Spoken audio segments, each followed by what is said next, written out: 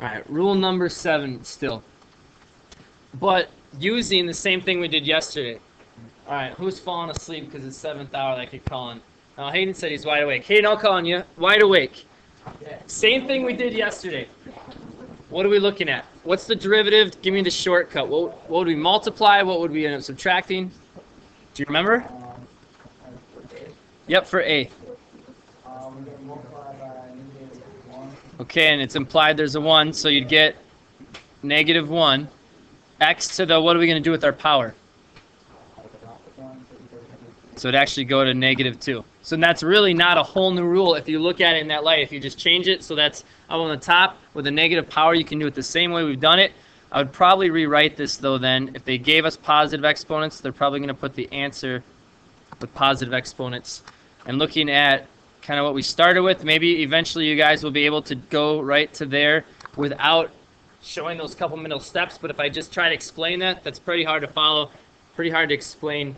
So just kind of be looking at, thinking about how you could do that, or recognizing what keeps happening each time with that. And some of you guys will pick that up fairly quickly. Okay, same thing with the next one. Matt, how about it? What would that next one look like? Do the same thing. Yeah, okay, too easy with what we know from yesterday. -12, and then the x would be 1 less, so -4. I'm going to move that back down to the bottom. Too easy? Not too bad? All right. Got one more rule. Unless, I'll leave it there 1 more second. You want to ask a question from that? Allison? This is going to have to do that, but are we just over the... Yes, we're going to go back and do a couple of the, the tangent ones and see how this applies. Because really all those questions that we've skipped over, we've already done all those. You found horizontal tangents. You found the equation of tangent lines. So there's nothing on here as far as those questions goes that we haven't already done. We're just going to get to do them a lot quicker than we've done them before. So we'll go back and just see, hey, look at this. Same thing we've done, just took us a lot less time. Well, we didn't increase it, we subtracted one. Remember, so if I did one, yep, because it was negative, it's going down, you're going to get a larger negative. Same thing, if I had 3x squared, I'd multiply, get the 6, and I'd subtract 1 from the 2. Just so it happens to subtract from a negative. But probably not the only one thinking that. We good? Okay. Yep, we will. We'll go back and do all this together. All right, last little bit that you need, and this is all of the concepts of this section, and we'll go back and do some of those examples you guys are asking about that we've skipped over. Second order or higher derivatives, all we're saying is that your first derivative is y prime. That's your first derivative.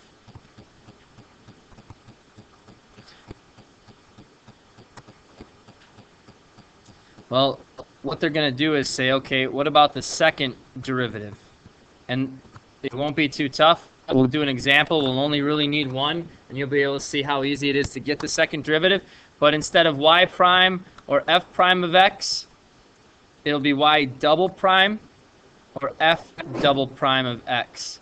So this would be y prime. This we would read y double prime. And then we could keep going. We could do the third order derivative, the fourth order. Should I just make it a little cross? No, just keep going. Maybe I could make it like tally marks. Either way, I would know what you were talking about. But you can keep going and going as many derivatives down as you would want. And as we start looking at the graphs and some of the story problems or some of the ways that are the applications we're going to use with these, you'll see how each one gives a little bit more information about the one above it, maybe one above it. And all this kind of ties together, and we can see and learn a lot of different things about each different order derivative that we're looking at. But still, not going to be too tough. If we go down here and look at an example, it actually asks for the first 4 of them. For this particular problem, because they're all powers, we're going to be able to use that same power rule that seems to be saving us some time. And I'm just going to go and do it a first time. We'll take that, we'll do it again, we'll do it again until we get our 4th one. Let's see, who haven't I asked to do this or called on yet? Eva, can you give me the first order derivative? Do you know what that would look like? Yep, so 2, well, not 2x squared. 3 times 1 would be, yeah, maybe I just heard you wrong. 3x squared. That's the first term, but you have 2 more to go. What would the next term be? Yep, negative 10 would be your number. 1 less power would be x. Remember what the derivative of 2 was, for, or any constant? Yeah, 0. Right? Because that would, if you just graph that alone, that'd just be a line straight across. It'd have 0 slope. So just that term, the derivative of is 0. There's your first order derivative. Now you don't really have to write the 0. All we're doing to get the second order derivative is doing it again. So I would say, okay, well, 2 times 3 is 6. 1 less power would be 1. Well, even if that's a 1, 1 times negative 10 is 10.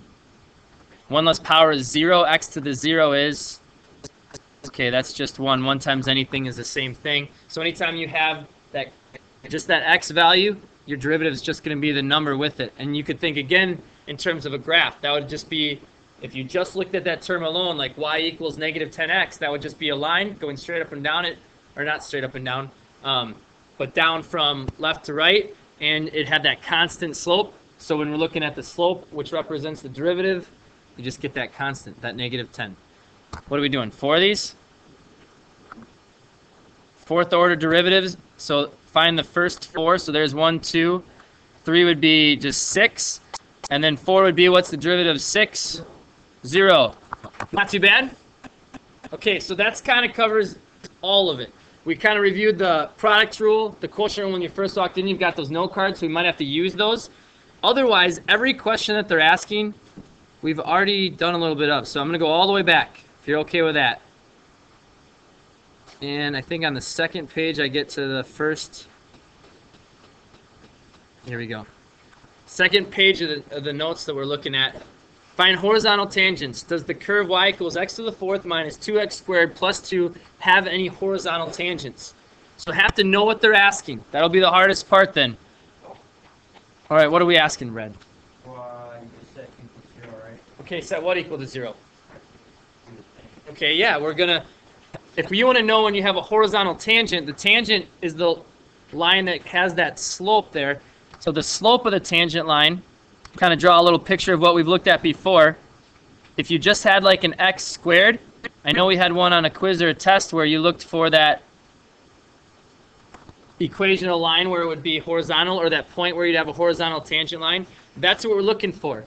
If the tangent is horizontal, we're saying the slope is 0. That's why Brad's saying, hey, we could just set equal to 0.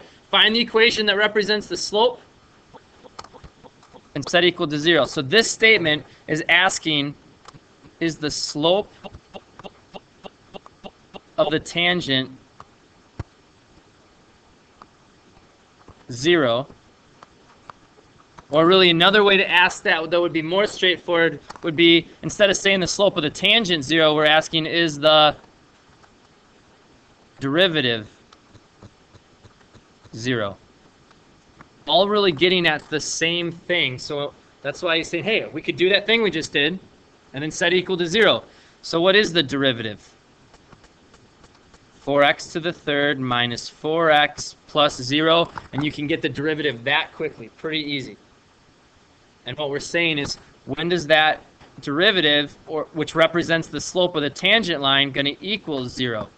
So when is the derivative 0? And I'll stop there for a second because now it's just some solving. What do you think? You okay with that? Follow, I got a lot of head nods. If there's a question that you have, there's probably one or two others wondering the same thing. Tanner? Yeah, so now if we're going to solve, we're going to have to know the algebra, right? And each equation might be different to solve. This one will probably end up factoring. Any questions, though, on like setting it up and why we set it up like that? Oh, very cool. Well, we could find the zeros on our calculator, but probably not as quick as trying to solve this by maybe pulling out that 4 and the x. We're left with x squared minus 1 then. Set each one of those equal to 0. Actually, if you did that, you could add the 1 from the parentheses, take the square root, you could get your answers the same way. But really, if we wanted to keep with the factoring, that's the difference of 2 squares. You could actually go a little bit further. Not the only way to solve it, but maybe the quickest way, because you can see then your solutions would be from 4x equal to 0, you'd get 0. from the x minus 1, if you set that equal to 0, you'd add 1 to both sides, and x would equal 1. And then subtract 1 from both sides, and that third one to solve, and you get negative 1. We haven't really done a lot of that yet. You okay with the algebra part? Just kind of reviewing some of that stuff? Yep. Cool. Same thing we did, just didn't take nearly as much effort because we were able to get that derivative so quickly. All right, turn the page. Got the same type of example, maybe asking it a little bit differently then. Find all horizontal tangents. So again, find any values that you can get for x to get 0. And did I answer what that question was asking? Let me go back and make sure. Yeah. If so, where? So does this have any horizontal tangents? Yes. Okay, so I guess to answer it better, it'd be yes. At x equals 0, 1, and negative 1.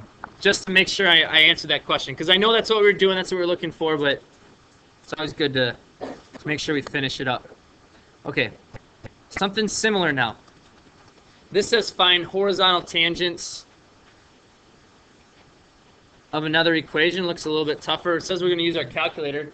What are they asking for in this one? It's going to be very similar, but they actually want to know the equation of the tangents. They're not asking where there's a horizontal tangent, but what is the equation? So really what we'd end up doing is writing the equation of a line straight across. What's the equation of a line going straight across look like? Y equals something. So really, if we finish this all the way, I'd have y equals this, and y equals this. I'd have all 3 or 4 or 1 or none, whatever, set up in the equation, y equals something, because that's what a horizontal tangent would look like. But again, recognizing that this is saying the tangent slope equals 0, or really again, y prime equals 0, the derivative equals 0. So recognizing that that's what we're looking for. Yes, Tanner? So doing odd function, does it have a horizontal tangent? Yeah, probably. Yeah, well, it could. Let's say asking about an odd function, so there's just a pretty basic x cubed. Is that going to have any horizontal tangents?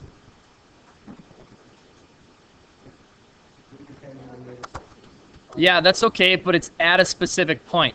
So it's the slope of your graph, right? That's what the tangent line is going to represent, or that point, what we're looking for, the derivative's getting us. So here, you'd have like infinity.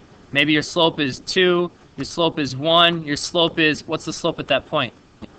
0. So if you found the equation of the tangent line, yeah, it kind of intersects the graph again. That's kind of weird. But still, the slope at that point is going to be 0. So no, we could end up with that. It's a good question, though. Be thinking about those things. Y prime, yes, sir. So are you going to have the amount of answers that you're about? Probably one less if we're going to set equal to 0, because when we go to do the derivative, our power rule keeps subtracting 1, right? So in this type of expression, in a polynomial like this, it's usually probably going to be 1 less. But we have lots of other functions. Like think of the sine function. How many tangent slopes do we have where it's 0 in a sine function? A bunch.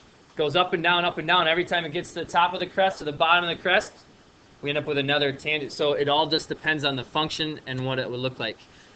For these that we've done here, though, with a polynomial, going to be 1 less. So I'll multiply 0.2 times 4 would be 0.8 x cubed. Let's see, we'd end up with 2.1 x 1 less power. And again, if I start doing that too quickly, it seems like you guys are picking up on that fairly quickly, so I'm just kind of running through that. If you have a question on any single one of those terms at any time, please ask. Maybe I messed up because I'm kind of running through it too quickly. And what we're wondering then is where that equals 0. Can you do that on your calculator? Basically what we do is we'd graph that and you calculate your zeros on your calculator. You've done that a few times before? Probably. Here's what I'm going to say. I don't think I want to spend my time teaching you guys how to calculate zeros on the calculator. You guys know how to do that? Yes, you should. If you don't, ask me outside of right now. I think we'd rather spend our time on something else. So just to make sure you know that's not where we'd stop and point out what the answer was again, you would go through, you'd graph this, you'd calculate as many zeros as you can, and any place that this equals 0, you know that means your graph must have had something like this. It kind of did one of those things and had a horizontal tangent there. It doesn't mean this does, but your original graph would have.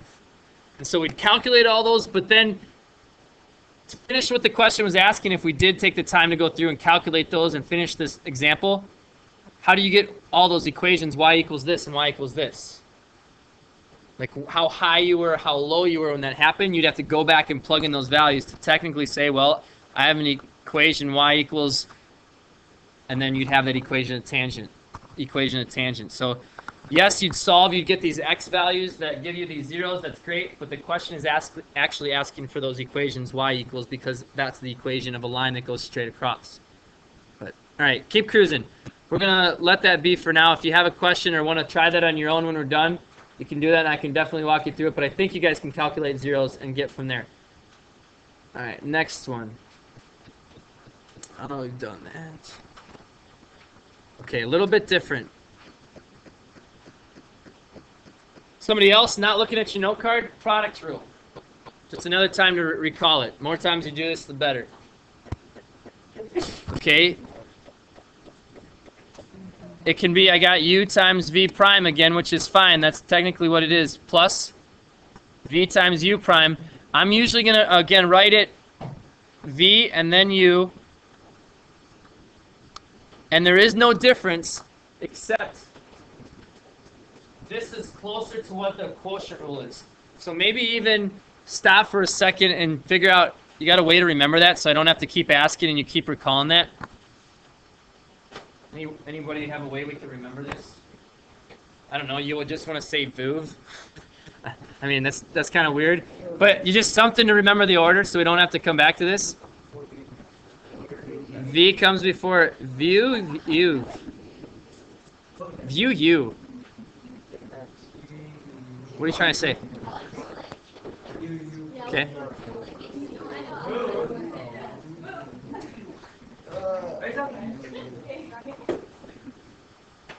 View of? Well, okay. Maybe just staring at it for like another 30 seconds to never forget it. Or maybe just saying that once. I don't know. And I guess, I don't care how you remember it, but it wouldn't hurt to have something like that where you go back and do that so you don't have to keep wondering like what it is. If that's the product rule, and this is what we're letting y equal, then this is what we're saying y prime equals. Again, if you have a product of any two things, then that would represent the derivative of that product, which is what we're looking for. So find the derivative of that product at 2, which just so happens I have all these values. At 2, I know what v is. It's 1. At 2, I know what the derivative of that first part of the product is. It's 2. Same thing with u again, and v prime. And so I just plugged it in. And the only reason that works is because they gave us those values for each one of those functions, and that's the actual value that we were looking for the derivative at that moment. Did I... thanks for paying attention. Because even Adele wrote that down, guys. Come on. What is that?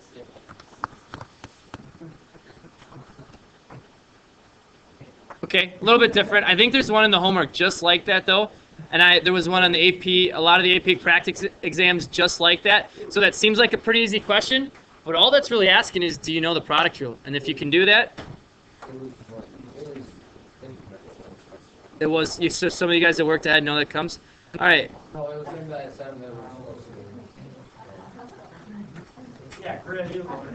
Couple more. Get a little harder. Find the equation of the tangent line. So again, what is this entire question asking? Find the equation of the tangent line. So y equals mx plus b, or you could do it in point slope form of this particular function. Well, to do that, we already have a point. Really what I need is my slope. I don't know why I was going to put a number there, but that's...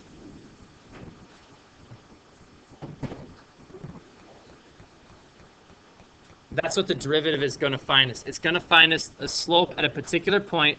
We'll be able to come up with the tangent line, just like you did before. But actually, we didn't do any of this stuff before when you guys had to do the long drawn out process and use the actual definition, because the algebra would have been quite a bit more difficult then. But anyways, we have a quotient here. Quotient rule, same type of thing, VOOV, I guess, or whatever you want to do to come up and with to remember this. And you have to do prime second. I don't know how you want to remember that, or if you want to think of a way we could remember that. But it's VU prime, UV prime. The product rule again is addition. The quotient rule is subtraction. Don't forget that's all over V squared. And again, you guys did really well with this. This is just the formula, erase and replace. So instead of V, well, I need to know this is when I have two things being divided. So I've got my U divided by V. Got to know which one is U, which one's V. U, I'm just going to, well, okay, as V, I'm just going to rewrite that to start. I'm going to put that in parentheses because the U has a couple terms, so you never know when you're going to need to make sure you multiply by that entire value, so maybe just a safe thing to do. U prime, the derivative of the top then, 2x plus nothing, so now they're just 2x. U on the top is the x squared plus 3. And then, yeah, just 2 for the derivative of 2x. All over 2x squared, which is what? Careful that you don't just do, I have a lot of students that would just do 2x squared, but it's got to be the whole thing squared, so it's going to end up being a 4x squared. And then we have a little bit of simplifying to do. Now we can simplify now. Remember we did the same thing when we did the long drawn out definition of the derivative. You could do that with the x's, or don't we know we're going to end up plugging in for x eventually anyways? So one of the things we could actually do, and I'm going to rewrite this, maybe you wouldn't, is take the x value and go ahead and plug it in. 2 times 1, or maybe we could have done that as we were going. The more maybe the quicker you could plug that in, or the easier that would be to get set up for you. I just want to make sure I'm showing you every step that I can so that you follow where we're getting the values that we're getting them from. You guys okay with the 1 that I'm plugging in everywhere? That's the same thing we were doing with the definition. We know the x value, might as well plug that in as early as possible.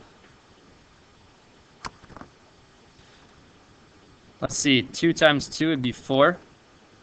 1 squared would be 1 plus 3. 4 times 2 is 8. Make sure you subtract that entire value. If you don't plug that in first, another common mistake is to not subtract that entire product on the right side there. So you got to make sure that ends up working out where you do subtract the whole thing. 2 squared is 4. So I get negative 4 over 4, which equals negative 1. What do we just find? Yeah, slope. So make sure you know what's going on, like what we're doing all this for. All that gets us the same thing we did when we did the definition, the slope. The slope of the tangent. If you have a slope and a point, can you get me the equation of line? We could go back and get y equals mx plus b, or if you know point slope form, we could just say y minus our y value. Our slope times x minus our x value. Now would be a great time to ask a question that's not like one of the harder problems. I mean, yeah, you've got the quotient rule, but that's a pretty typical run-of-the-mill problem. We'll have some definitely harder ones coming down the road. What do you think? Yes? Great time to ask a question. If you've got a question, again, a couple other people probably the same one. Going once? All right, you ready for something a little more difficult? We got time for this? 7th hour normally, so 41. Oh, yeah, we do. All right, one more.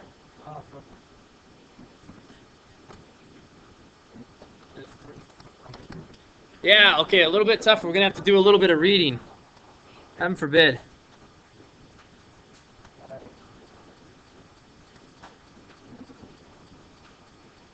An orange farmer currently has 200 trees yielding an average of 15 bushels of oranges per tree. She's expanding her farm at the rate of 15 trees per year. While improved husbandry is improving her annual yield by 1.2 bushels per tree, what is the current instantaneous rate increase of her total annual production of oranges? All right, really, what are we looking for? What are some of those things that kind of stand out that tell you this is what we're going to end up doing? Okay, instantaneous rate of increase. So that means that is telling us or pointing us to like slope, but not just the tangent line, the slope at that specific point. So we're probably going to be able to plug in a value right away and know this is what we're looking for at this particular point. Really, to get to that point, we're going to find our derivative. Derivative of what? Well, what's the rate of increase of? For total annual production. So really what I want to do is I want to come up with an equation of total annual production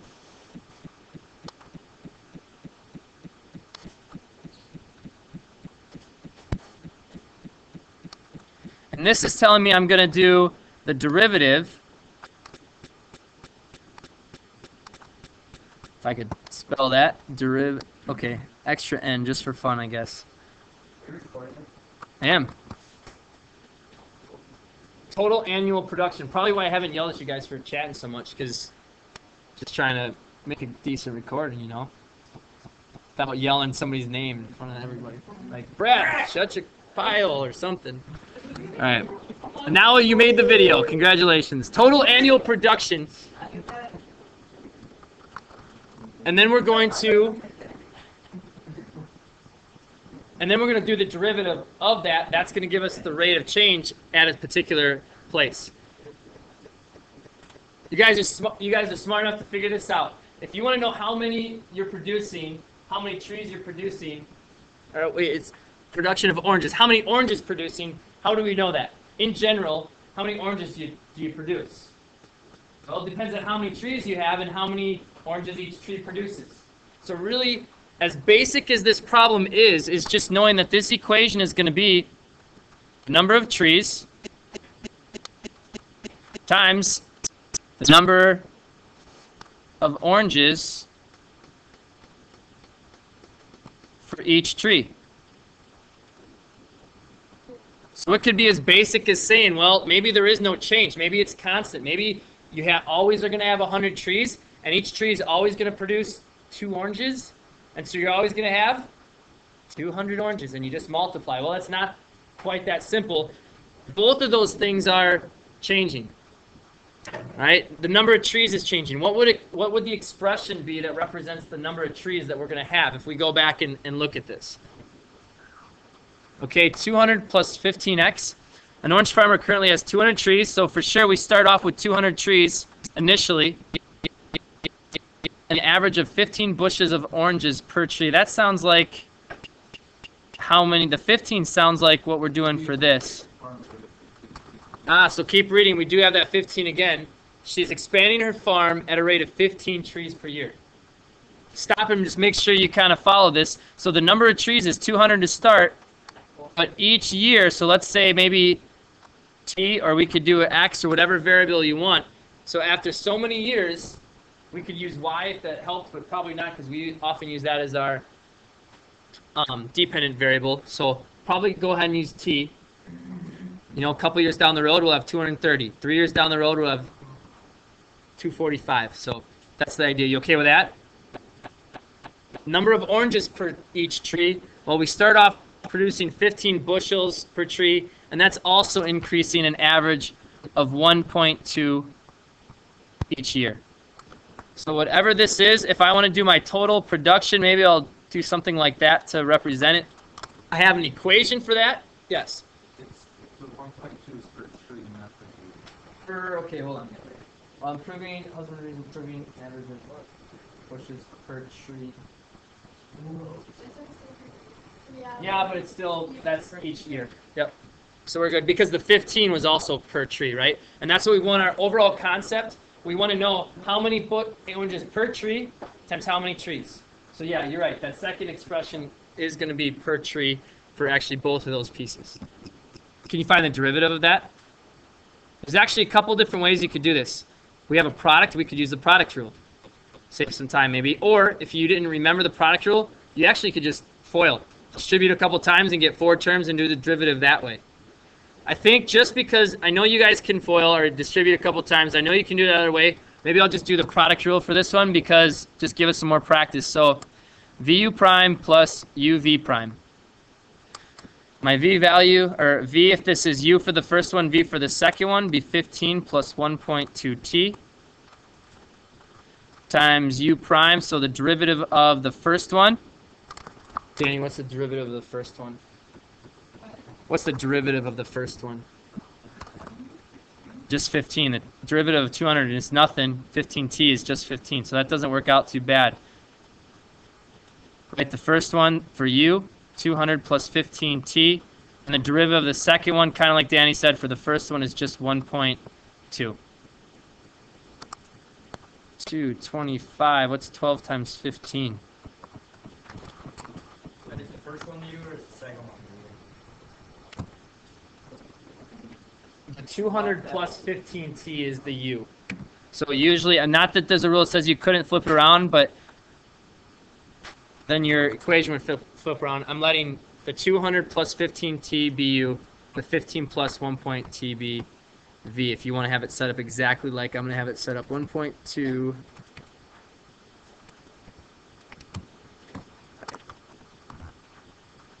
So I end up with 18t. See, so that'd be 224. Move the decimal place. 240. And again, actually that's the same thing, so another 18t. Again, this is the derivative now that we're finding. Make sure we know what we have here so we can answer the question accordingly. I've got 465 plus 36t for my derivative. What is the current instantaneous rate of increase of her total annual production of oranges? Well, if we knew what time it was or how long we've been doing this, I guess t is the number of years since we've started. So 5 years down the road, we could plug in 5. 10 years down the road, we could plug in 10. But right now, this is an equation that represents that. It doesn't, we don't have exactly what instant we're going to plug it in at, but we do have an expression that represents that slope or that rate of change for that. That's about as tough as you're going to see for a while. You guys don't have a ton of time, but I was hoping I could just kind of cruise through that homework assignment that I put on the board. I'd kind of move for tomorrow because I am going to give you, I told you guys I'm going to try to give you about a half an hour each section, and I haven't given you any time in class yet to work on it. So tomorrow you'll get about a half an hour to work on that, and then I have something else to look at. I'll probably pick up a couple more examples and maybe do a couple more with you. So if you want to start, go for it. Also, I'll give you a review. So for those of you who are wanting to work a little bit ahead, this is 3-3. So for those of you kind of keep on top of these things, I guess I could stop my video now. Yeah, I'm going to stop the video so I